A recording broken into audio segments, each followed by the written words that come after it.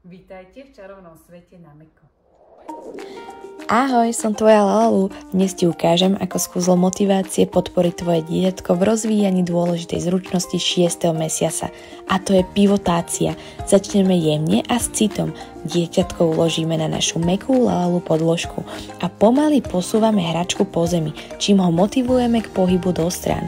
Pri každom kroku dbáme na to, aby brúško zostalo tesne nad podložkou, čo podporuje správne zapojenie dôležitých šikmých brušných svalov. Pamätaj, že prvé pohyby by mali byť do stran, nie vpred.